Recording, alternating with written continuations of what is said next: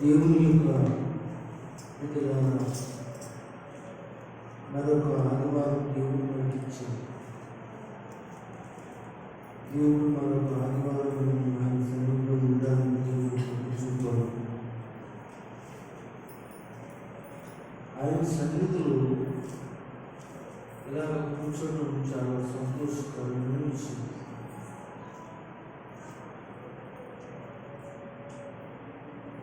దేవునితో గడపడం చాలా ఆశీర్వాదకరం.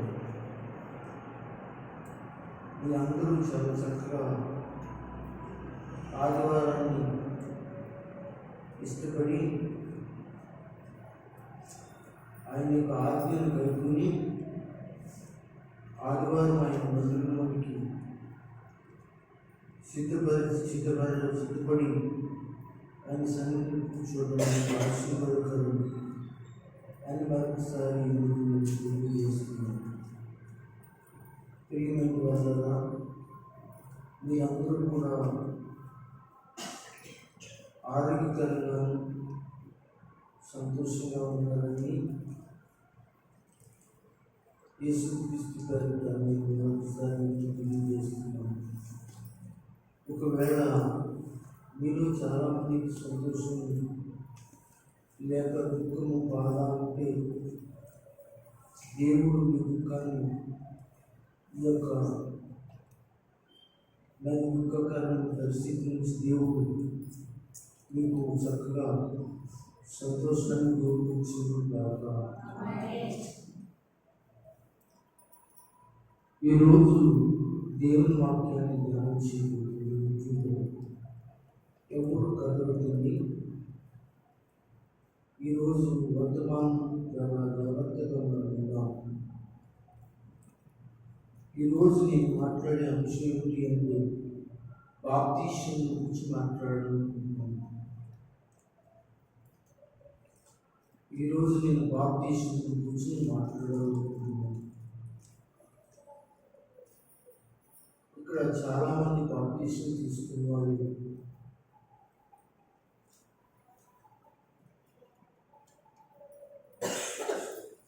ఇక్కడ బాప్తిసం తీసుకుని ప్రభు బలను కూడా తీసుకుంటున్నారు ద్వారా ఉన్నారు.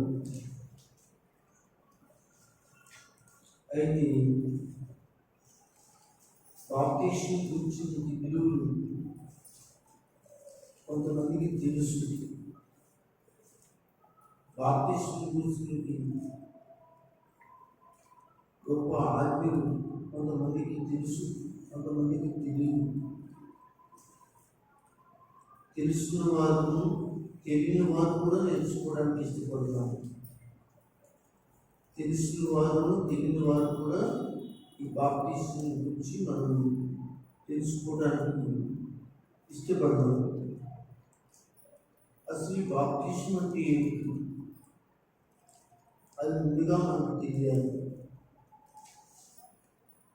నేను మా ఆయనకి బాప్తీసం ఇస్తానని, మా అబ్బాయికి బాప్తీసం ఇస్తానని, మా అల్లుడికి బాప్తీసం ఇస్తానని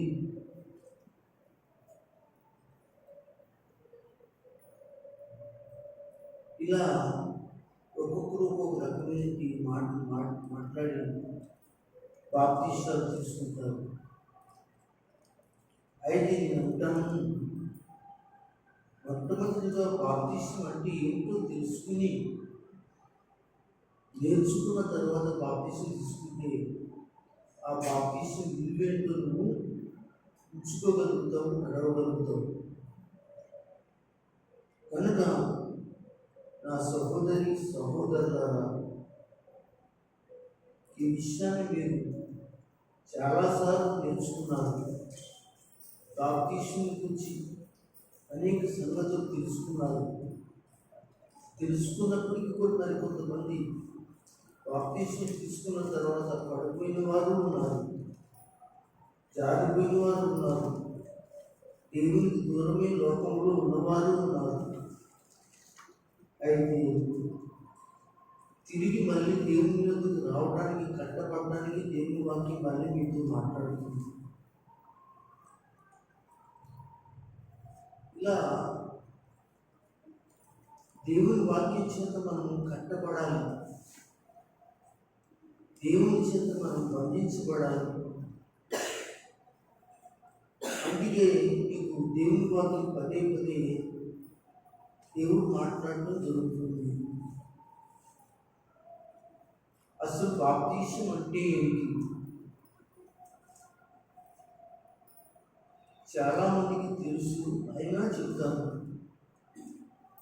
బాప్తీసం అంటే ముంచటం. ఎక్కడ ముంచటం? లోకంలో ముంచటమా? కాదు, నీటిలో ముంచటం. బాప్తీసం అంటే ముంచటం. బాప్తీసం అంటే కప్పెట్టడం. అంటే బాప్తీసం అంటే ఒక చనిపోయిన వ్యక్తిని కొయ్యి తీసి గోతులో సమాధి చేసినట్లుగా కప్పెట్టడం బాప్తీసం అంటే. బాప్తీసం అంటే పాతి పెట్టడం. బాప్తీసం అంటే సమాధి చేయటం. ఇలాగా అర్థమించి అనేకమైనటువంటి సర్వసత్యాలు ఆధ్యాత్మికంగా రాసి ఉంచారు ప్రభు అయిన దేవుడు, పరిశుద్ధాత్మ దేవుడు. బాప్తీసం అంటే మనం బాప్తీసమే కదా అని ఉండకూడదు. మన పాత జీవితాలన్నీ కూడా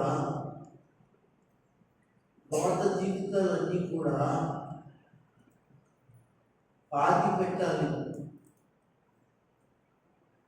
మనకున్నటి పాత జీవితాలు ఏవైతే ఉన్నాయో, యేసు ప్రభువారిలోకి రాకముందు నీ జీవితం ఎలా ఉంది, యేసు ప్రభువారిలోకి వచ్చిన తర్వాత నీ జీవితం ఎలా ఉంది, వ్యత్యాసం బాప్తీసం ద్వారా నువ్వు చూపించాలి. బాప్తీసం తీసుకున్నాను, బాగా తీసుకుంటున్నాను, నేను బాప్తీసం పొంది విశ్వాసుల గుంపులో ఉన్నాను అని చెప్పుకోవడం ఒక వంతు అయితే, బాప్తీసం తీసుకునే జీవితంలో నీ పాత రోత జీవితంలో బాప్తీసం తర్వాత మారిందా? బాప్తీసం తీసిన తర్వాత ఏమైనా నీ జీవితం మార్చుకున్నావా? అప్పుడే నీ బాప్తీసానికి విలువ ఉంటుంది. అప్పుడు వరకు దేవుని దృష్టిలో విలువ ఉండనే ఉండదు.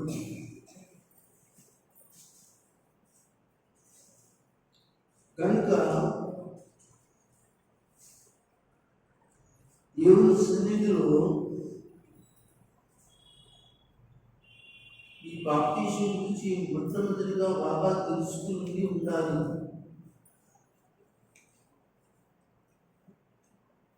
ఉంచడం అంటే నీటిలో మునగడం అన్నమాట. రెండోది కప్పెట్టడం. ఈ పాపాలన్నీ కూడా గోతుల్లో కప్పెట్టేయాలి.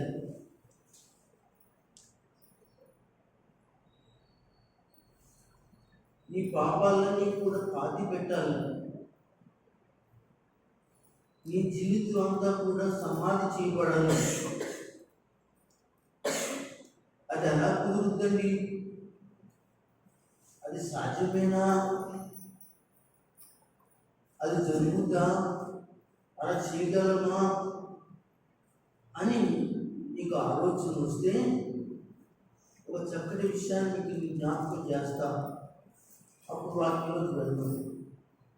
అందరూ మెరుపుగా ఉండండి. రెండు చేతులు పైకెట్టి స్తుతించండి, గట్టిగా స్తుతించండి.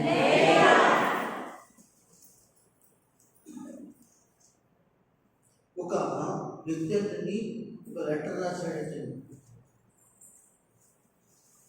ఏం రాశాడంటే ఆ లెటర్, నేను పలానా రోజున పలానా టయానికి నేను చచ్చిపోతున్నాను.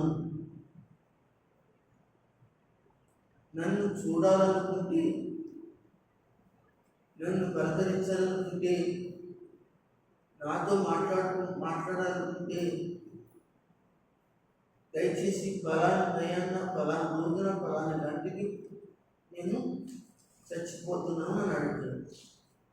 అని తనకి తెలిసిన వారి అందరికీ, నిలుగరైన వారి అందరికీ తెలియజేసి, తన చుట్టాలందరికీ తెలియజేసి, తన బంధువులందరికీ తెలియజేసి గౌరవించాడండి. అందరికీ కూడా టెలిగ్రామ్ వెళ్ళిపోయింది. ఇదేంటిది, నిన్న కాక మొన్నే కదా చూసాము. మరికొంతమంది హఠాత్తుగా చనిపోతాను, బతుకుండగానే నన్ను చూస్తారు రండి అని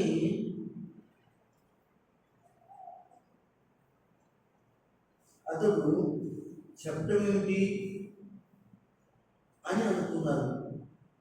అదే కదా నేను చెప్పింది ఏంటంటే, బాప్తీసం తీసుకున్న వాళ్ళు పాతి పెట్టబడాలి, ఉంచబడాలి, సమాధి చేయబడాలి, పూడ్చబడాలి. ఇది జరిగే పని. బ్రతికున్నకి ఎలాంటి పనులు చేయటం ఇది సాధ్యమేనా? మీకు ఆలోచన రావచ్చు. ఇలాంటి ఇబ్బందికరమైన మాట మీరు ఏం లేని మాటిది, ఎవరు సహించలేని మాటిది. అందుకే ఈ ఉదాహరణ చెప్తున్నాను. దీన్ని ఆలకిస్తే మీకు అర్థమవుతుంది. అయితే ఇతను ఏం చేశాడంటే, గౌరవంగా బంధువులు, చుట్టాలు అందరూ కూడా ఏకదాటికి వచ్చేసారు.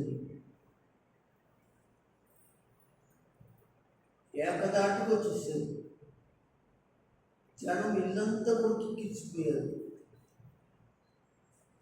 ఏం జరిగిందంటే ఆ సమయంలో అప్పుడే అతను చర్చికి వెళ్ళేవాడు అనమాట. సంఘస్థులందరూ కూడా వచ్చేసారు. తర్వాత పాస్టర్ గారు కూడా వచ్చేసారు. ఇతను బతికే ఉన్నాడు. ఇక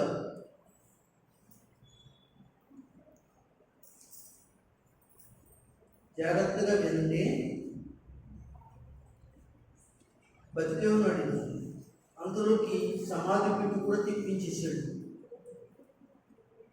సమాధి పెట్టి కూడా వచ్చేసింది. పాస్టర్ గారిని పిలిచి, సంఘం పిలిచి, అక్కడ ఉన్న వాళ్ళందరినీ పిలిచి ఆ పెట్టి దగ్గర నిలబెట్టాడు.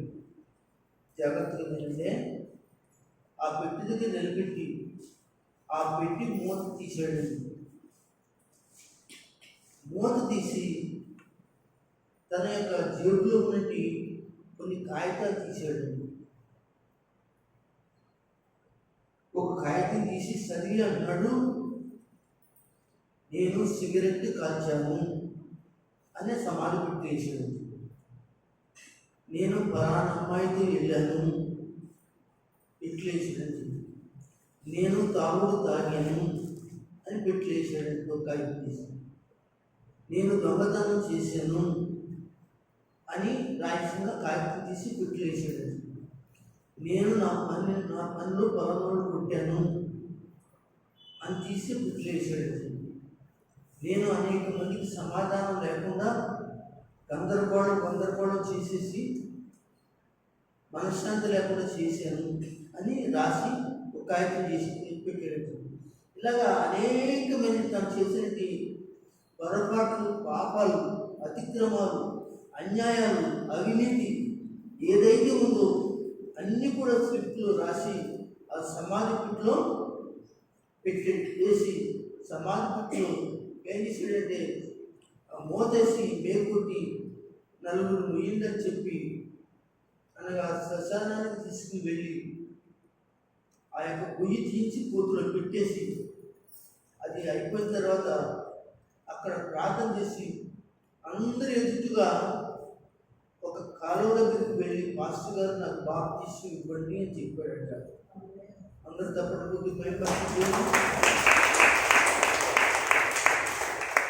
అప్పుడు అంటున్నాడు, బాప్తిస్మం పైకి వచ్చాక అంటున్నాడు, నేను చేసిన దుర్మార్గములన్నీ కూడా నేను నీటిలో ఉంచేసాను, కోతులో కప్పెట్టేశాను, సమాధి చేసేసాను.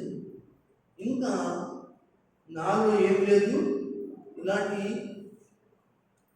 దుర్మార్గత నాలో లేదు. అదే నిజమైన బాప్తిస్మము. దేవునికి స్తోత్రం. అందరూ తప్పుడు కొట్టండి.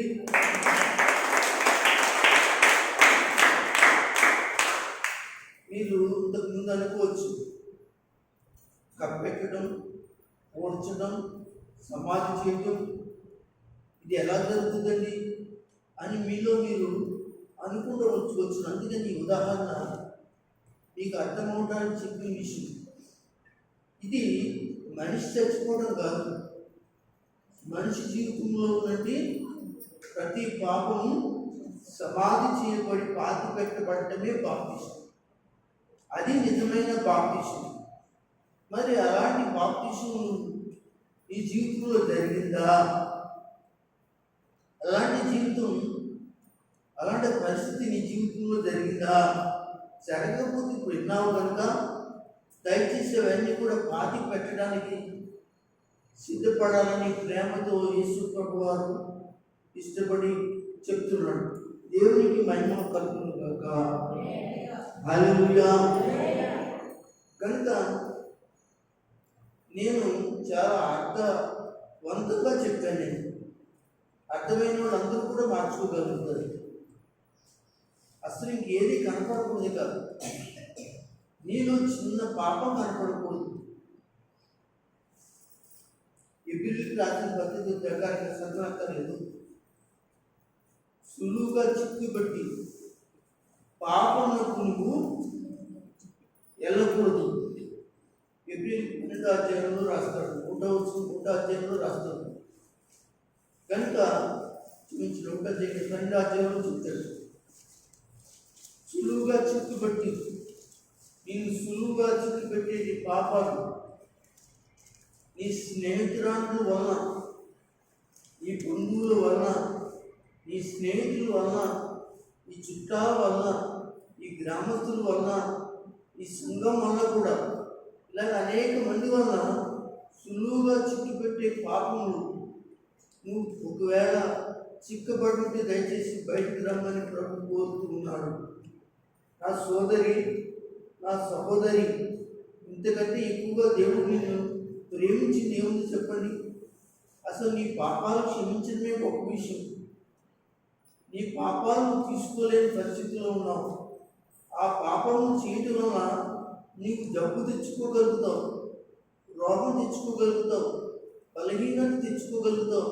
నీ జీవితాన్ని గడవలసిన జీవితం మధ్యకాలంలో చనిపోయే పరిస్థితులు, నువ్వు తెచ్చుకోగలిగే పరిస్థితులు, అది మంచిది కాదని దేవుని వాక్యం చెప్తూ ఉంది. దేవునికి స్తోత్రం కలుగును గాక. హల్లెలూయా చెప్పగలరా? హల్లెలూయా చెప్పగలరా?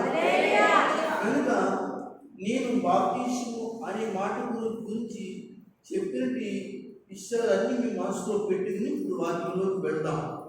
లూకా రాసిన సువార్త 7వ అధ్యాయం చదవండి.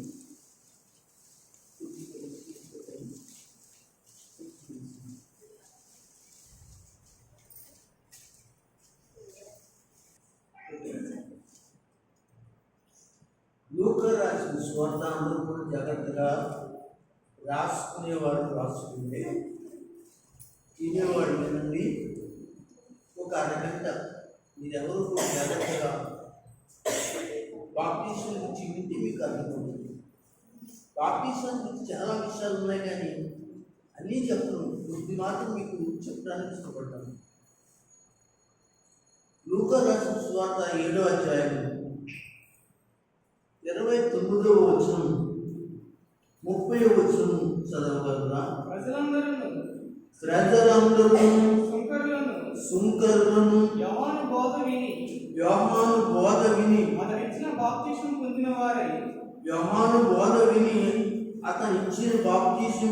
వారై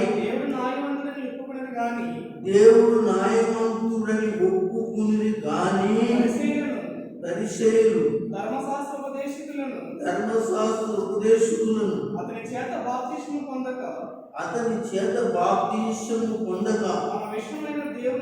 తమ విషయంలో దేవుని సంకల్పమును నిరాకరించిరి. దేవునికి స్తోత్రం. నా యొక్క చూడండి, బాప్తిస్మం తీసుకోకుండా ఉన్న వాళ్ళు ఎవరైతే ఉన్నారో వాళ్ళందరూ కూడా దేవుని సంకల్పాన్ని ఏం చేస్తున్నారు? నిరాకరిస్తున్నారు. చాలా మందికి మేము బోధించాం, చాలా మంది వాక్యం విన్నారు. అయితే వాళ్ళు కొంతమంది మాత్రం బాప్తిస్మం తీసుకున్నారు, కొంతమంది బాప్తిస్మం తీసుకోలేదు. బాప్తిస్మం పొందడం దేవుని, పొందకపోవడం దేవుని సంకల్పాన్ని, దేవుని ఉద్దేశాన్ని ఏం చేస్తున్నారు? నిరాకరిస్తున్నారు. నిజం కదండి. చాలామంది మా పిల్లలు పెళ్ళవ్వాలని, మా పిల్లలు చిన్నపిల్లలని, మా అబ్బాయి పెళ్ళి కావాలని, లేకపోతే మా అబ్బాయి తీసుకొని అంటున్నాడని, లేకపోతే మా అమ్మాయి తీసుకొని అంటుందని, ఇలాగే మా ఆయన వద్దంటున్నాడని, మా భార్య మా చుట్టాలు వద్దంటున్నారండి అని మగవారు ఆడవారు ఈ విధంగా దేవుని సంకల్పాన్ని నిరాకరించుతున్నారు. దేవుని సంకల్పాన్ని నిరాకరించుతున్నారు. దేవుని బిడ్డలారా, దేవుని సంకల్పాన్ని నిరాకరించిన వారు ఎవరు తప్పించుకోలేరు. దేవుని సంకల్పాన్ని దూరం చేసుకున్న వాళ్ళు ఎవరు కూడా అనగా ఈ భూమి మీదకి రాబోతున్న భయంకర ఉగ్రత నుండి తప్పించుకోవడం చాలా కష్టం. అందుకని దేవుని సంకల్పంలోనికి రండి, దేవుని సంకల్పంలోనికి రావాలి. ఇక్కడ వాక్యం చెప్తున్న మాట ఏంటంటే, ఇక్కడ బాప్తిసం ఇచ్చేది యోహాను గారు.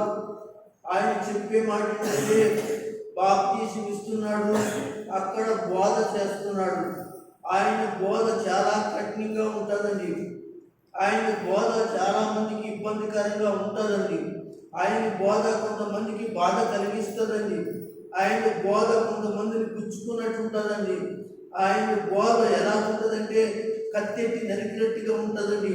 అలాగే దేవునిలో చాలా మంది సేవకుల యొక్క బోధ కత్తెట్టి నరికినట్టు అనగా గద్దించినట్టు వినపడుతూ ఉంటుంది. అప్పుడు చాలా మంది ఏం చేస్తారంటే ఆ సేవకుని యొక్క మాట వినకుండా ఆ సేవకుని నిరాకరించి ఆ సేవకుని త్రోసివేసి ఆ పరిశుద్ధాత్మ బోధన ఏం చేస్తారంటే నిరాకరించి వాళ్ళ ఇష్టానుసారంగా స్వేచ్ఛమైన బోధలకు, చోట్లకు, ప్రదేశాలకి, మందిరాలకి పోతూ ఉంటారు. అయితే అది దేవుని యొక్క సంకల్పం కానే కాదు. దేవుని బిడ్డలారా గమనించండి, బోధలో ఖండింపు ఉండాలి, బోధలో దిద్దుబాటు ఉండాలి, బోధలో అనగా దేవుని కొరకు బ్రతికిరెండి బోధలు ఉండాలి. బోధలో దేవుని సన్నిధిలో పాపం చేసేవారికి అనగా దేవుని సన్నిధిని నిరాకరించే వారికి బుద్ధి చెప్పేటి బోధలు అనగా దేవుని సంఘంలో దేవుడు పరిశుద్ధాత్ముడు మాట్లాడతాడు. దేవునికి మహిమ కలుగును గాక. ఆమేన్. అలాంటి బోధలు ఎవరు చేస్తున్నారంటే యోహాను చెప్తున్నాడు. చెప్తున్నప్పుడు అక్కడ కొంతమంది బోధ అయిన వాళ్ళందరూ కూడా ఏం చేశారంటే దాన్ని ఇక్కడ మాట్లాడుతూ అతడు ఇచ్చే బాప్తీసం దేవుడు న్యాయవంతులను ఒప్పుకునేది. కొంతమంది అయితే ఈ బాప్తీసం తీసుకోవాలి, ఈ బాప్తీసం వల్ల రక్షణ ఉంది, ఈ బాప్తీసం వల్ల అనగా పరలోక రాజ్యం ఉంది, దేవుని మార్గాన్ని తీసుకోగలుగుతాం, ఇది న్యాయమే, ఇది న్యాయమైన బోధే అని చాలా మంది తీసుకుంటున్నారట. అయితే కొంతమంది పరిచయులు శాస్త్రులు వాళ్ళు ఎవరంటే వాక్యం తెలుసున్న వాళ్ళే, వ్యతిరేకం దేవుని బిడ్డలారా వాక్యం తెలుసున్న వాళ్ళే, వాక్యం బోధ ఎరిగిన వాళ్ళే, ప్రార్థన తెలిసిన వాళ్ళే, పరిశుద్ధ తెలిసిన వాళ్ళే, దేవుడు అంటే తెలిసిన వాళ్ళే వీళ్ళు నిరాకరిస్తున్నారు. కనుక ఆ రోజునే కాదు ఈ రోజు కూడా సంఘాల్లో ప్రార్థన తెలిసిన వాళ్ళు, అనేక సంవత్సరాల నుంచి వచ్చిన వాళ్ళు, అనేక దినాల నుంచి వాక్యం ఉంటున్న వాళ్ళు కూడా ఈ రోజు దేవుని వాక్యానికి సేవకుడికి వ్యతిరేకంగా నిరాకారంగా ఏం చేస్తున్నారంటే అడ్డంగా దిట్టంగా వారు బతుకుతూ జీవిస్తూ పోతూ అనగా పరిచర్యలు అనగా ఇబ్బందికరం చేస్తూ ఉన్నారండి. అందరూ ఒకసారి స్తోత్రించగలరా? అందరూ స్తోత్రించగలరా? అదే చెప్పగలరా? ఈ మాట ఒకసారి చదువుదాం. ప్రజలందరూ సింహకరులను యోహాను బోధ విని అతడిచ్చిన బాప్తిసం పొందిన వారే దేవుడు న్యాయవంతులను ఒప్పుకునేది గాని పరిసయ్యులను ధర్మశాస్త్ర ఉపదేశకులను అతని చేత బాప్తిసం పొందక. చూసారా ఎంత శాస్త్రులు ధర్మశాస్త్ర ఉపదేశకులు అతని చేత బాప్తిసం పొందక తమ విషయమై దేవుని సంకల్పమును నిరాకరించుతున్నారు. దయచేసి బాప్తీసాన్ని నిరాకరించకూడదు. బాప్తీసం తీసుకునే వాళ్ళని ఆటంకపరచకూడదు అండి. బాప్తీసం తీసుకునే వాళ్ళని ఆటంకపరచకూడదు. మీతో ఎవరైనా బాప్తీసం తీసుకుందాం అనుకుంటున్నారా? ఆటంకపరచొద్దండి.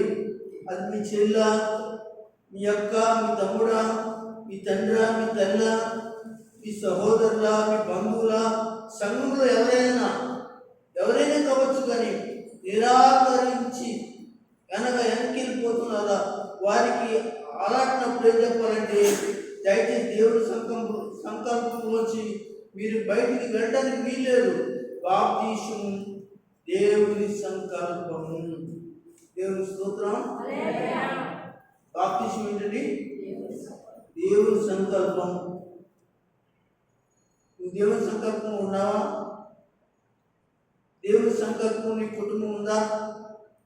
దేవుని సంకల్పంలో నీ అల్లుడు ఉన్నాడా? దేవుని సంకల్పంలో నీ చెల్లెలు ఉందా? దేవుని సంకల్పంలో అనగా నీ తండ్రి ఉన్నాడా? దేవుని సంకల్పంలో నువ్వు ఉన్నావా? దయచేసి దేవుని సంకల్పం, ఆ సంకల్పాన్ని మీరు దూరం చేసుకుంటున్నారా? దయచేసి బాప్తిసం అంటే ఏమనుకుంటున్నా? దేవుని సంకల్పం, దేవుని సంకల్పం. దయచేసి మీరందరూ కూడా ఈ విషయాన్ని జ్ఞాపకం చేసుకోవాలి. బాప్తిసం అంటే దేవుని సంకల్పము. బాప్తిసం అంటే ఇంకా ఏమిటంటే బాప్తిసం పొందుట ప్రభు యొక్క ఆజ్ఞను నెరవేర్చడం. ఏం చెప్పండి? దేవుని ఆజ్ఞను లేక ప్రభు ఆజ్ఞను నెరవేర్చడం. దేవుని యొక్క బైబిల్ గ్రంథంలో ఉన్నటువంటి మాటలన్నీ కూడా దేవుని యొక్క ఆజ్ఞలు, దేవుని మాటలు, వాటిని నెరవేర్చాలి. కనుక మార్కు రాసిన సువార్త 10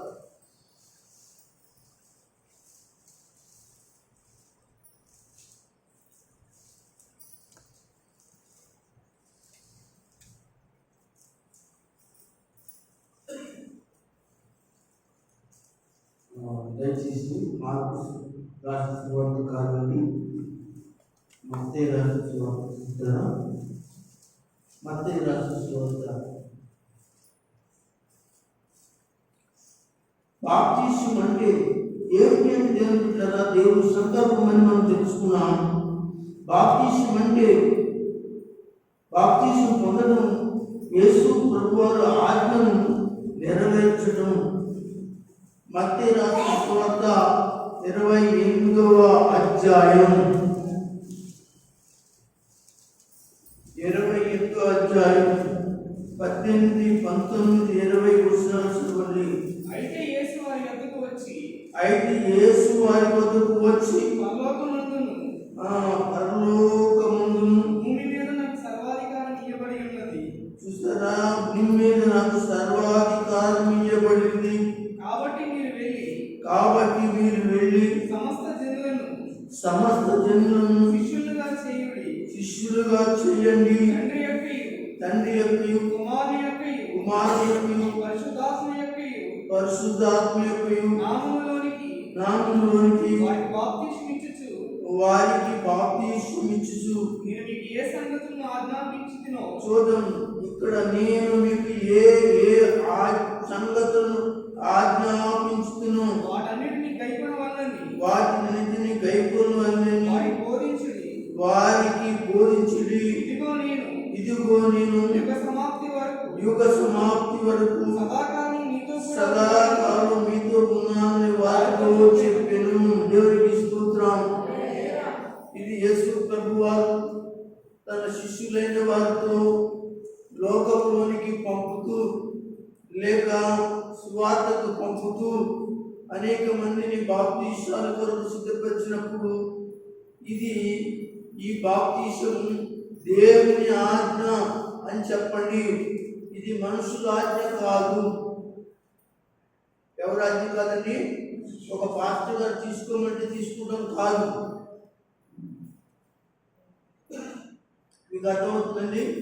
ఒక పాస్టర్ గారు తీసుకోమంటే తీసుకుంటాం కాదు. ఒక పాత్రమ్మ గారు తీసుకోమంటే తీసుకుంటే కాదు. లేకపోతే నీ పక్క సహోదరులు నిన్ను ప్రేరేపించి బలవంతం చేసి బాప్తీసం తీసుకోమని అంటే తీసుకోవడం బాప్తీసం కాదు. అలా తీసుకోకూడదు. దేవుని ఆజ్ఞ. నీ కొరకు యేసు ప్రభు చనిపోయాడని, నీ పాపములు క్షమించబడ్డాయని, ఆయన ద్వారా పాపాలు క్షమించబడ్డాయని, ఆయన రక్తంలో కడగబడ్డామని, అలాగే మారు మనసు పొంది రక్షించబడి ఇదిగో నేను నా యేసుకు నా జీవితాన్ని అంగీకరించి నేను నా శరీరం అంతటిని కూడా దేవునికి అర్పించి నేను ఈ రోజున యేసు ప్రభు ఏం చెప్పాడో అది నేను చేస్తూ ఆ వాక్య ప్రకారంగా నేను జీవిస్తూ యేసు ప్రభు నీతి అవస్థను ఇలాగ చేయమని బాప్తీసం గురించి మాట్లాడాడు. అదే బాప్తీసం నేను కూడా తీసుకుంటున్నాను అని దేవుని ఆజ్ఞకు మీరేం చేయాలి? లోబడి బాప్తీసం తీసుకోవాలి. దేవునికి స్తోత్రం చెప్పండి. హల్లెలూయా. అంతేగాని లోక సంబంధమైన బాప్తీసాలు తీసుకోకూడదు. ఏ సంబంధమైన? లోక సంబంధమైన బాప్తీసాలు తీసుకోకూడదు. ఇది అనొచ్చు, పాస్టర్ గారు లోక సంబంధమైన బాప్తీసాలు ఉన్నాయా? లోక సంబంధమైన బాప్తీసాలు ఉన్నాయా?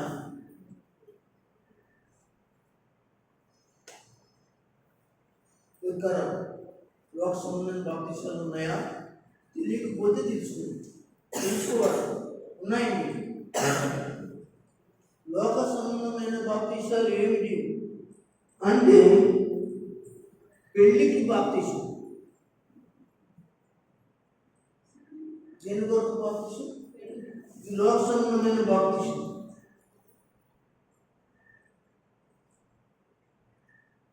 దేవుడు ఉద్యోగం ఇస్తే బాప్తీసం తీసుకున్నాను.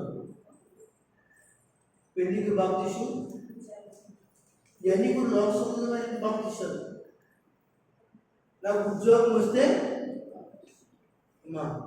ఇక్కడ ఉద్యోగాలు వచ్చింది, ఉద్యోగం వచ్చింది, అలాగే మనం ఉద్యోగం వచ్చింది.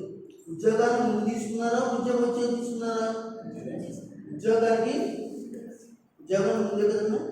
అది ఉద్యోగం వచ్చిందా? ఉద్యోగం రాలేదే కాదు, మనం దేవుని ఆజ్ఞను పొందాలి, ఆయన సంకల్పం ఉండాలి.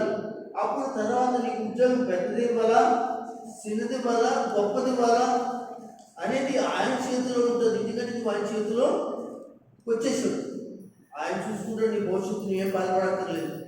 దేవుని స్తోత్రం చెప్పండి. హల్లెలూయా. కనుక ఇక్కడ రాయబడిన మాట ఏంటంటే, లోక సంబంధమైన బాప్తీసాల్లో ఒకటి పెళ్లి కొరకు, రెండు అనగా ఉద్యోగం కొరకు, అలాగే మూడవది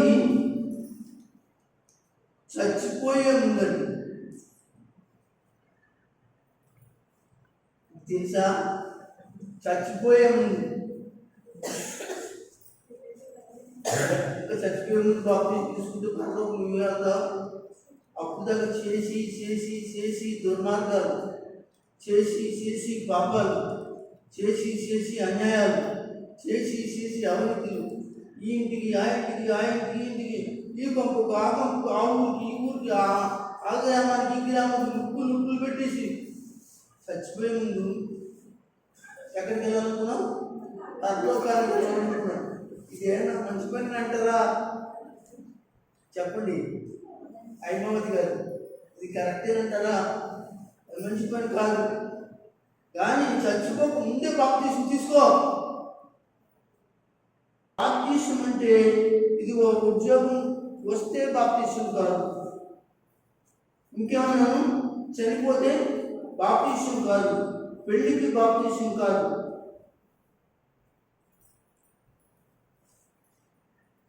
కొంతమంది బాప్తీసాలు సమాధి కార్యక్రమం కోసం బాప్తీసాలు తీసుకుంటారు. ఉన్నారా? దీని కొరకు సమాధి కార్యక్రమం కొరకు ప్రత్యేకంగా తీసుకుంటారు, సమాధి కోసం. కనుక దయచేసి ఇలాంటి బాప్తీసాలని కూడా కరెక్ట్ బాప్తీసాలు కాదు. వీటిని నేను ఏమన్నాను? లోక సంబంధమైన బాప్తీసాలు. దేవునికి మహిమ కలుగును గాక. హల్లెలూయా, హల్లెలూయా. బాప్తీసం ఎందుకు పొందాలి? అది కూడా ఒక పాయింట్ కదా. బాప్తీసం ఎందుకు పొందాలి? నువ్వు చెప్పినట్టు కొరకు పొందాలా? నువ్వు చెప్పినట్టు కొరకైనా పొందాలా? ఒక 2-3 పాయింట్లు మనం చదువుకుని మనం ఆరాధన తీసుకోవచ్చు. బాప్తీసం ఎందుకు పొందాలి? ఇప్పుడు చెప్పాను కదా, ఆ పరిస్థితుల కోసం పొందాలంటే లేదు. అలాంటి పరిస్థితుల కోసం అయితే దయచేసి బాప్తీసం తీసుకోవద్దు. ఎవరైనా తీసుకుంటారంటే అది మంచిది కాదు, అది కరెక్ట్ అయిన బాప్తీసం కాదు. బాప్తీసాలు రకాలు ఉన్నాయి. ముంచుడి బాప్తీసం ఉంది, సిలకైపు బాప్తీసం ఉంది, కొవ్వొత్తు బాప్తీసం ఉంది, ఇసుక బాప్తీసం ఉంది, తెల్ల కచ్చిపు నెత్తిమిదేసి బాప్తీసం ఉంది. ఇంకేం చెప్పండి, రకరకాల యొక్క బాప్తీసాలు ఉన్నాయి. ఏది కరెక్ట్ అండి మాస్టర్ గారు అంటే, యేసు ప్రభు ఏ బాప్తీసం తీసుకున్నాడు? యోహాను దగ్గర నీళ్లలో బాప్తీసం తీసుకున్నాడు. తీసుకున్న తర్వాత యేసు ప్రభు ఏమన్నాడు? నీతి యావస్తును ఇలాగే చెయ్యాలి. యోహాను, యేసు అలాగే యేసు శిష్యులు ఈ రోజున చేస్తున్నదంతా కూడా నీతి బాప్తీసమే. కనుక ఈ బాప్తీసమే కరెక్ట్ తప్ప ఇప్పుడు చెప్పిన బాప్తీసాలన్నీ కూడా కరెక్ట్ కానే కావు. అలాంటి బాప్తీసాలు ఎవరిని వెళ్తే అడ్డగించండి, తప్పేమీ లేదు. మాట్లాడండి, తప్పేమీ లేదు. చెప్పండి, కరెక్ట్ అయిన బాప్తీసం చెప్పండి. యేసు నీతి యావస్తును ఇలాగ చేయాలి అని చెప్పిన తర్వాత, ఆయన బాప్తీసం పొందిన తర్వాత మనకు తన శిష్యులైన వారు దేవుని బిడ్డలారా ఈ నీటిలో బాప్తిసం ఇచ్చినట్లుగా మనం చూస్తాం. అయితే బాప్తిసం ఎందుకు పొందాలి? మరొక పాయింట్, ఎందుకు పొందాలి అంటే పాప క్షమాపణ నిమిత్తము పొందాలి. అందరు గట్టిగా స్తోత్రం చెప్పండి. దేని కొరకు పొందాలి? అపోస్తలుల కార్య గ్రంథం తొందరగా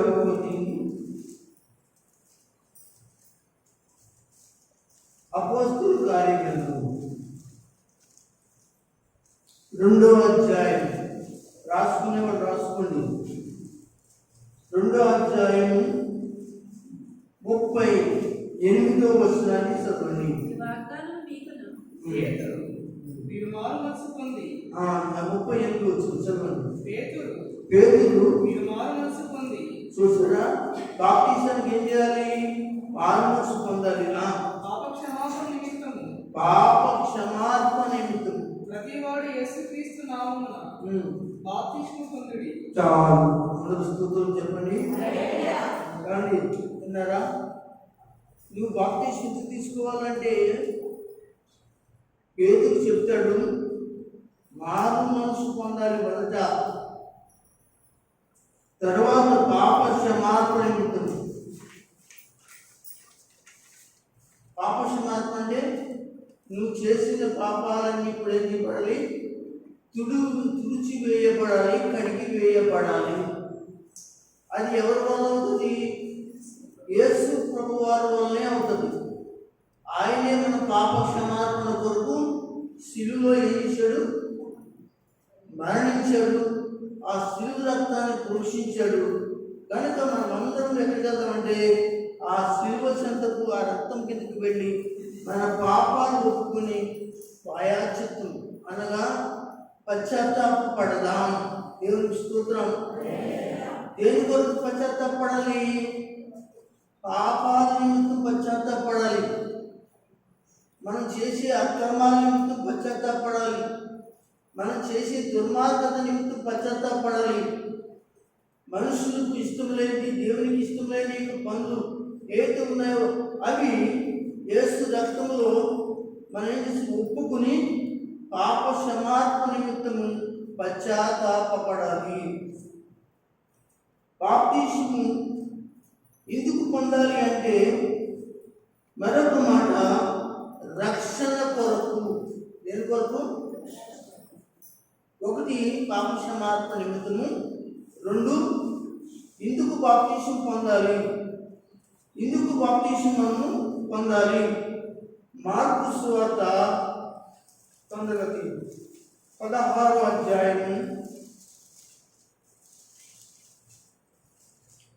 16వ వచనం, రక్షణ కొరకు అంటాడు అక్కడ. చూసారా, నమ్మి బాప్తిసము పొందువాడు రక్షింపబడును. నేను చూడండి,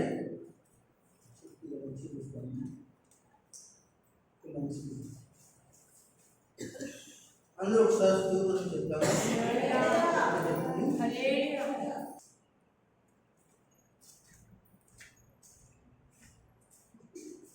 మార్కు సువార్త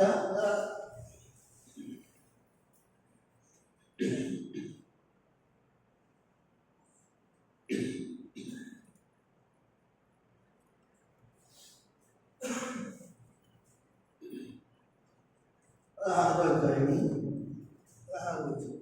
నమ్మి బాప్తిస్మము పొందినవాడు రక్షింపబడును.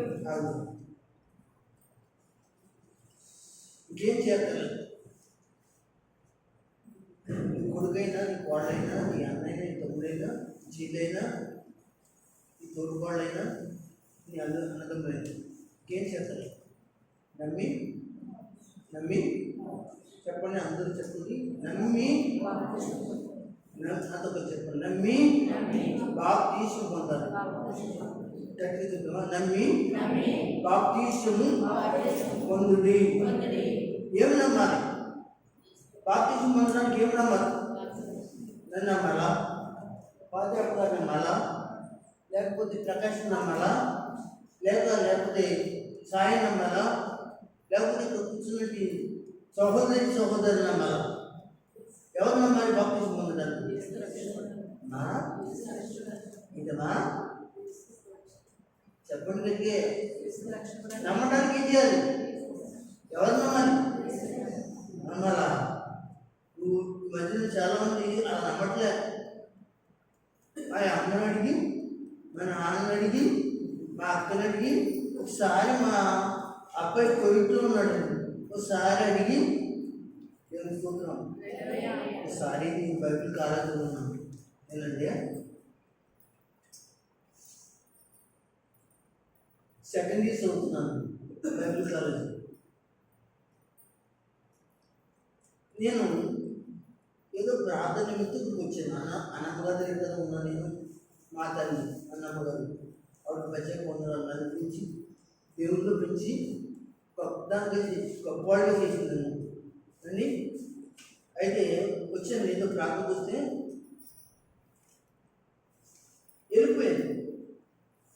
వెళ్ళిపోతే నాకు కౌరం ఇచ్చింది. ఎవరు? మా అమ్మగారు. ఎవరితో పంపించిందండి? నా ఫ్రెండ్ ఒకటి ఉన్నాడండి, వాడి పేరు వెంకట్రావు. అయితే వెంకట్రావు యాకోబుగా మారాడు. వెంకట్రావు యాకోబుగా మారాడు. వీళ్ళందరూ ఎలా ఉండేవారంటే వాడికి చదువు రాదండి, ఒక పెద్ద ముద్దండి, మాట్లాడుతూ తిరిగి దక్కేవాడండి. వాడు ప్రార్థన చేస్తాడండి. యాకోబు అస్సలు చదువున్నవాడు కూడా ప్రార్థన చేయడు. పాటలు పాడతాడండి. ఎలా పాడతాడంటే పిచ్చిగా పాడతాడండి. మనం ఎత్తుకోవడం మన వెనకాలే పాడేస్తాడు పాట. ఇదంతా కూడా నాతో స్నేహం చేసిన తర్వాత, నాతో కలిసిన తర్వాత, నాతో కలిసి బాప్తిసం మీ ఇద్దరు ఒకసారి బాప్తిసం తీసుకున్నాం. మీ ఇద్దరు కావాలి పిల్లలు. ఎవరికి? అన్నమ్మ గారికి. అన్నమ్మ గారికి ఎవరండి? కావాలి పిల్లలు. ఎప్పుడైనా అన్నమ్మ గారు తిట్టింది అనుకోండి, అది కోపం వచ్చేసి ఆడి పని కోపం సలాచాలంటే నన్ను మళ్ళీ ఆడి కోపం వచ్చేసింది. చూడు చూడు అనేది అని చెప్పేసి ఎలా ఏంటండి ఇలా అమ్మ అమ్మ ఇలా ఉంది అలా ఉంది అన్నారు. ఎదుర్కొంగానే దొంగ సండిగా కాదండి, అమ్మగారు ఎదుర్కొన్నాను. ఒరే ఆవిడనపోతే ఎవడంటారా ఇచ్చినమ్మా, ఆవిడనపోతే ఎవడంటుంది? మీ అమ్మ ఇంటికాడ ఉంది, మా అమ్మ ఇంటికాడ ఉన్నారు, మన ఇక్కడే ఉంటాం. అన్నం పెట్టడానికి ఇక్కడ కబడ్డీ తినేస్తా ఉంటుందిరా, ఏదైనా పెట్టుకుంటే నోట్లో తీసుకొని పెడుతుంది. అదే ఇంత ప్రేమ చూపించబడి ఒక మాట అన్నీ ఎక్కువ చాలా మంచిది. అర్థం తీసుకోడు వాడి నుంచి ప్రార్థన పదు. అయితే ఆ తోటి మా అమ్మగారు గౌరవించారు.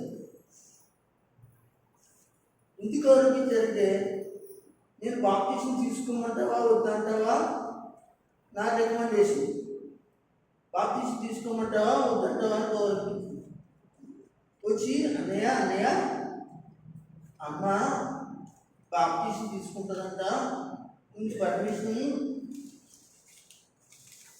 అడగమన్నాను. అసలు నేనేమని పర్మిషన్ ఇవ్వడానికి, ఆవిడెవరు బాప్టిజం తీసుకోవడానికి నన్ను అడగడానికి?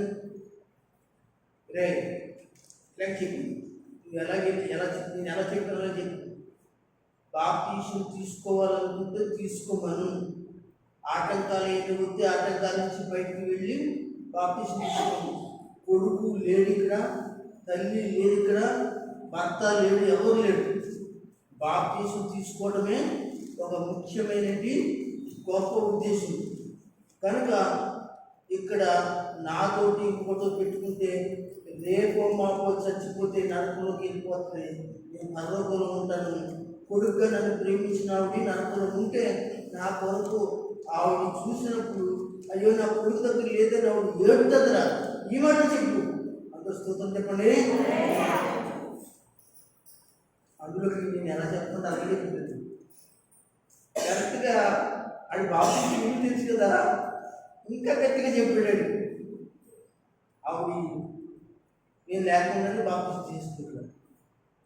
ఒక 40-50 వచ్చిన తర్వాత నాతో కలిసి ఇక్కడ పాదశుద్ధుల్లోను, అప్పుడు నెల పాదశుద్ధులు లేవు ఇక్కడ బాబు ప్రభు పని చూసుకునేవారు. కనుక తీసుకుంది. నేను చాలా సంతోషించాను. రాగా నువ్వు బాప్తిసం తీసుకున్నావా అని నేను అడగలా. నేను చూసిన తర్వాత సంతోషించాను, దేవుని మహిమపరిచాను. దేవునికి స్తోత్రం. హల్లెలూయా. ఎవరు నమ్మాలి? కొడుకు నమ్మాలా? భర్త నమ్మాలా? భార్య నమ్మాలా? మీరు ఇదే చెప్పండి. ఎవరు చెప్పినా అక్కడ ఏం చెప్పాడు వాక్యంలో? నమ్మి. ఎవరు నమ్మాలి? యేసుక్రీస్తు. ఎవరు నమ్మాలి? మీకు బాగా అర్థం కావాలంటే ఎవరు నమ్మాలి? ఇంకా సిద్ధంగా 30 రోజులు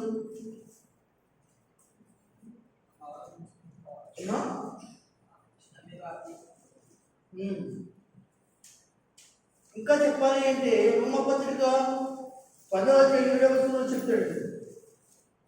7వ వచనం 17వ వచనం. రోమా రాసిన పత్రిక 10వ అధ్యాయం 17వ వచనం. అది వినట వలన విశ్వాసం కలిగిన. ఆ ఎన్నిటి వలన వినే మాట ఏంటండి? క్రీస్తుని కూర్చిన మాట. ఇప్పుడు యేసు క్రీస్తు నామంలో బాప్తిసం పొందాలి అని ఇక్కడ ఎవరు చెప్తున్న మాట? ఎవరు చెప్తున్న మాట? మార్కు పరిశుద్ధాత్మ దేవుడు నుండి మాట్లాడుతున్న మాట. బాప్తిసం నమ్మి బాప్తిసం పొందాలి. దేవునికి స్తోత్రం. హల్లెలూయా, హల్లెలూయా, హల్లెలూయా. పైనున్న ఆకాశమందున కిందున్న భూలోకమందున పైనున్న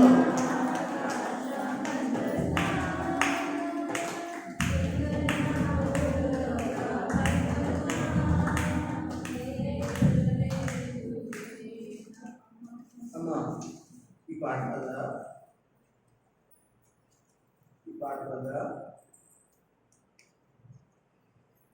లేదు లేదు మమ్ముల రక్షణ, లేదు పాప విమోచన, పైనున్న ఆకాశమందున.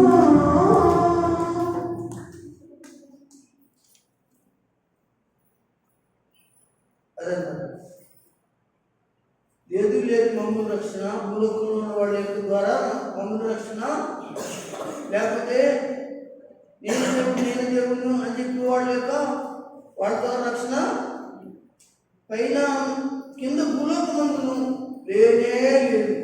యేసు నామమున బాప్తిసం పొంది రక్షణ పొందుతావు. దేవునికి స్తోత్రం. హల్లెలూయా. కనుక బాప్తిసం ఎలా పొందాలి అనే దానిలోనే, బాప్తిసం ఎందుకు పొందాలి అనే దానిలోనే పాప క్షమాపణ, తర్వాత మంచి రక్షణ కొరకు బాప్తిసం పొందాలి. మూడవదిగా కొత్తగా జన్మించడానికి యోహాను సువార్త 3వ అధ్యాయం 3వ వచనం. అందుకు యేసు అతనితో కూడా కొత్తగా జన్మించితేనే కానీ అతడు దేవుడి రాజ్యం చూడలేడని మీతో నిశ్చయంగా చెప్పుచున్నాను. ఏ రాజ్యము? ఏమండి వెనకాల ఏ రాజ్యము? దేవుని రాజ్యం. ఆ రాజ్యమే ఏ రాజ్యం అన్నారు? పరలోక రాజ్యం. ఆ రాజ్యమే ఏ రాజ్యం అన్నారు? యేసు రాజ్యం. ఆ రాజ్యం కావాలి నీకు. ఆ రాజ్యంలో, ఈ రాజ్యంలో మనకి ఏం లేదు. కొట్టుకోవడం, తినడం, కొట్టుకోవడం, తినడం, బతకడం, రకరకాల యొక్క ప్రవర్తనలు, పలానా యొక్క పరిస్థితులు ఉంటాయి ఈ రాజ్యంలో. అక్కడ ఏముండదు. నీతి, సమాధానం, పరిశుద్ధాత్మీయందని ఆనందం ఉంటుందని వాక్యం చెప్తుంది ఆ రాజ్యంలో. అందుకే మనం అందరూ ఎక్కడికి వెళ్దాం? దేవుని రాజ్యంలోకి వెళదాం. ఇక్కడ నికోదేముతో యేసు ప్రభు మాట్లాడుతున్న మాట 3వ అధ్యాయం 3వ వచనంలో మరి చూడండి. అందుకు యేసు అతనితో కూడా కొత్తగా జన్మించితేనే గాని, కొత్తగా అని చెప్తున్నాడు ఇక్కడ. బాప్తిసం ఎందుకు పొందాలి అంటే కొత్తగా. అంటే కొత్తగా అంటే కొత్తగా అంటే అప్పుడు దాకా నైట్ వేసుకున్నా నీవు చీరలు వేసుకుంటావా? అంతే కదా. అంటే నువ్వు వేసుకున్నావు బాప్టిజం తీసుకున్నావు, నైట్ మానేసి చీరలు వేసుకున్నావు కాదు కాదు. కొత్తగా అంటే పాత మనిషివే కానీ నీలో కొత్త స్వభావాలు రావాలి. మనిషి పాతదానివే, పాత మనిషివే కానీ పాత స్వభావాలు నీలో లేకుండా ఉండాలి. అదే కొత్త జన్మ. నేను తొందరగా అయిపోతున్నాను కనుక నికోదేమును ముసలివాడవని తల్లి గర్భంలోకి వెళ్ళలేనని ఇదేంటి ఇలా మాట్లాడుతున్నావు అని అంటున్నావు కదా. ముసలివాడవై నీవు నీ యొక్క స్వభావాన్ని మార్చుకో, పడుసువాడై నీ స్వభావాన్ని మార్చుకో, నీ జీవితాన్ని మార్చుకో, నీ పాపాలు విడుచుకో, నువ్వు కొత్తగా మాట్లాడు. నువ్వు మారిపోతే నువ్వు ఎలా ఉంటుంది? బూతులు రావు, ఎదరవాళ్ళ గురించి ఏం చెప్పు, మంచిగా జీవిస్తావు, మంచి మాటలు చెప్తావు. పాపంలోకి వెళ్ళిపోయేవాడిని ఎక్కడ తీసుకొస్తావు? మంచి మార్గంలోకి తీసుకొస్తావు. ఇదే కొత్తగా జన్మించడం, కొత్తగా మారడం. నువ్వు మాత్రమే కాకుండా ఏం చేస్తావు? అనేక మందిని మారేటట్టు వాడిగా నువ్వు చేయగలిగిన వ్యక్తిగా అవుతావు. అదే కొత్త బ్రతుకు, కొత్త జన్మ. అలాంటి వాళ్ళు ఎక్కడుంటారు? దేవుని రాజ్యం. ఆ దేవుని రాజ్యం కోసం కనిపెడుతున్న సోదరి సోదరుల పాట పాడదామా? యేసు రాజుగా వచ్చుచున్నాడు, లోకమంతా తెలుసుకుంటాడు.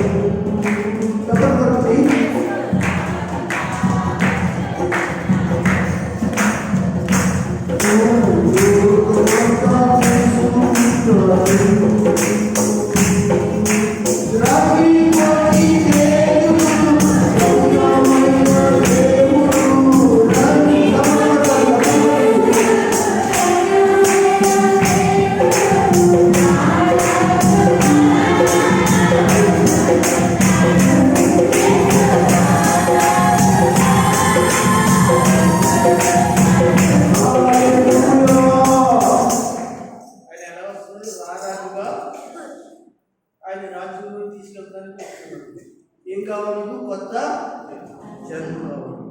వెళ్ళిపోతాం. ఇంకా చాలా విషయాలు ఉన్నాయి, ఇందులోనే ముందుకు వెళ్ళిపోతే ప్రయత్నిద్దాం. ఇంకేం మాట్లాడుతున్నాడో దేవుని వాక్యంలో. బాప్టిజము నువ్వు పొందావు, నిజమే. బాప్టిజం పొందలేదు, అయితే బాప్టిజం ఎందుకు పొందాలి, ఎందుకు తీసుకోవాలి అనే దాని గురించి మనం ఎందుకు పొందాలనే దానిలోనే విషయాన్ని మాట్లాడుకుంటూ వస్తున్నాము. అయితే కొరింథీయులకు రాసిన పత్రికలో మొదటి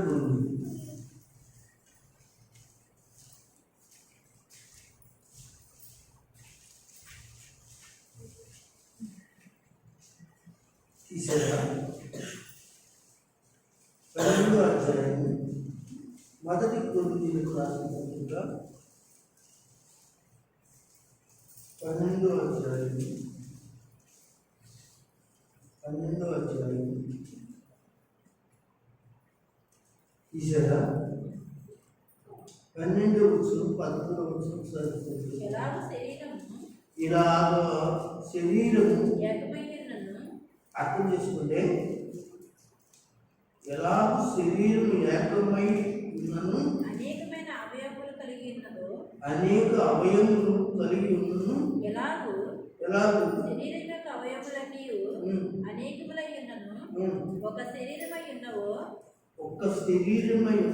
అలాగే క్రీస్తు ఉన్నాడు. ఎలాగనగా చూడండి, యూదులైనను క్రీస్తు దేశస్థులైనను దాసులమైనను స్వతంత్రులమైనను మనమందరం ఒకే శరీరంలో ఒక ఆత్మయందు బాప్తిస్మము పొందితిమి. మనమందరము ఒక ఆత్మను పానము చేస్తున్నారు. ఇక్కడ ఒక ఆత్మ యందు బాప్తిస్మము పొందితిమి. ఇక్కడ మీరు అర్థం చేసుకోవాలి, ఇక్కడ యూదులు, గ్రీకు దేశస్థులు, ఎల్లో నీళ్ళు, ఇలా రకరకాల వర్గాలు పడుతున్నారు. ఇక్కడ వాళ్ళు అందరూ కదా ఒక్కొక్కరు ఒక్కొక్క రకం. చాకలి, మంగలి, కామిటి, రాజు, ఎల్లమ్మ, అలాగా రకరకాల వాళ్ళు ఉన్నారు. అయితే వీళ్ళందరూ కూడా అవయవాలు అయి ఉన్నారు. క్రీస్తులో క్రీస్తు శరీరమై ఉన్నాడు కనుక క్రీస్తు శరీరం మూటరంట. అది చెప్పండి, ఎట్లా చెప్పండి? క్రీస్తు శరీరం మూటరంట ఒకటేనా? అయితే ఒకటిలోనూ ఒక శరీరంలో మనం అందరం ఉన్నాం. కాపు లేని వాళ్ళు ఉన్నారు, రాజు లేని వాళ్ళు ఉన్నారు, సాకు లేని వాళ్ళు ఉన్నారు, ఉప్పు లేని వాళ్ళు ఉన్నారు, క్రిస్టియన్ లేని వాళ్ళు ఉన్నారు, ఇంకొక లేని వాళ్ళు ఉన్నారు అన్నమాట. అలాగే ఒకటే శరీరం ఎలాగా క్రీస్తు శరీరం ఒక్కటై ఉందో అలాగే ఇక్కడ బాప్తిసం కూడా ఒక్కటే. దేవునికి స్తోత్రం. అంటే ఇప్పుడు మనము బాప్తిసం పొందుతున్నామంటే బాప్తిసం పొందిన వారందరూ కూడా విడివిడిగా లేదని సంగతి మర్చిపోకూడదు. బాప్తిసం పొంది నేను ప్రత్యేకంగా నేను ఉంటాను, నేను బాప్తిసం పొంది నేను ప్రత్యేకంగా నేను ఉంటాను అంటే నువ్వు ఎవరిలో ఇడిపోయావు? సంఘంలో యేసు అనే శరీరంలో ఇడిపోయావు. కనుక బాప్తిసములకు అర్థం తెలియని వాళ్ళు మాత్రమే ఏమైపోతారంటే ఇలా ఉంటారు. కనుక సంఘం అంతా కలిస్తేనే శరీరం, సంఘం అంతా కలిస్తేనే ఒక ఆత్మలో బాప్తిసం. అర్థమైందా? కనుక ఎప్పుడు సంఘం విడివిడిగా ఉండకూడదు, దూరం దూరంగా ఉండకూడదు. నాకు సంబంధం లేదు, ఈమె ఆయన అతడు అలా అనకూడదు. పాస్టర్ గారిదే అలా అనకూడదు. పాస్టర్ గారి పార్టీయే, పాస్టర్ గారి పార్టీయే మీరు అలా అనకూడదు. మీరందరూ కలిసి ఒక శరీరమై ఉన్నారు. ఆ శరీరమే క్రీస్తు. అయితే ఒక్కొక్కరు ఒక్కొక్క శరీరంగా లేరు. అంటే యేసుక్రీస్తు అనేక శరీరాలుగా లేడని చెప్పడానికి బాప్తిసములో ఆత్మలో మనందరం కూడా ఒకే శరీరం కలిగిన వారమని దేవుని వాక్యంలో మనకి ఈ కొరింథీయులకు రాసిన పత్రికలో ఏం చెప్తున్నాడంటే బాప్తిసం ఎందుకు పొందాలి అంటే మనందరం కూడా ఒకే శరీరమై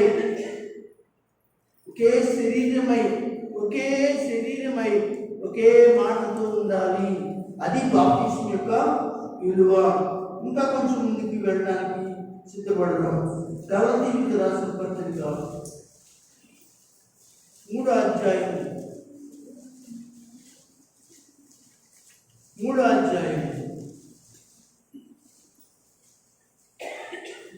గలతీయులకు రాసిన పత్రిక 3వ అధ్యాయం 27వ వచనం.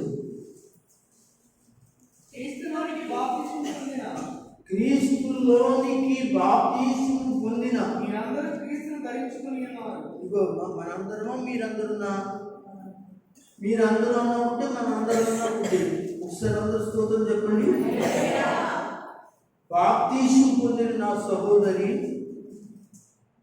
సహోదరుడా, బాప్తిసం ఎందుకు పొందాలి అంటే క్రీస్తులో ఒక్కరై ఉండడానికి.